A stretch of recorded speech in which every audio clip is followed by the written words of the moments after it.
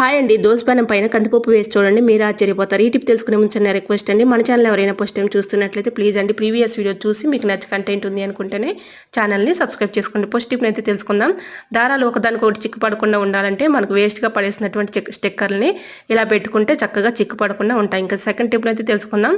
యాలకులను మనం భోజనం తర్వాత ఇలాగా ఒకటి తీసుకున్నాం అనుకోండి, గ్యాస్ ప్రాబ్లం లేకుండా ఉంటుంది. ఇంకా థర్డ్ టిప్ అయితే తెలుసుకుందాం. బాస్మతి రైస్ ఎక్కువ మొత్తంలో తెచ్చుకున్నప్పుడు పురుగు పట్టకుండా ఉండాలి అంటే ఇలా ట్రై చేయండి. ఇలా బాస్మతి రైస్లో బిర్యానీ ఆకు పెట్టుకుంటే వీటి ఘాటుకి స్మెల్కి పురుగు రాకుండా ఉంటుంది. ఇంకా ఫోర్త్ టిప్ అయితే తెలుసుకుందాం. కందిపప్పును ఇలా వేయించేసుకుని ఒక డబ్బాలో స్టోర్ చేసుకున్నాం అనుకోండి, గ్యాస్ ప్రాబ్లం లేకుండా ఉంటుంది. మనం దోశలు పోసుకున్న తర్వాత దోశ పెన్నం కొంచెం సేపటి దాకా హీట్గా ఉంటుంది కదండి, ఆ దోశ పెన్నం పైన కందిపప్పును ఇలా కొంచెం దోరగా వేయించుకుని డబ్బాలో స్టోర్ చేసుకుంటే గ్యాస్ ప్రాబ్లం లేకుండా ఉంటుంది. మనకు కావాల్సినప్పుడు అవసరానికి తీసుకుని యూజ్ చేసుకోవడానికి బాగుంటుంది. సో యూజ్ అవుతుందని ట్రై చేయండి. వీడియో నచ్చితే లైక్ చేయండి. Thanks for watching.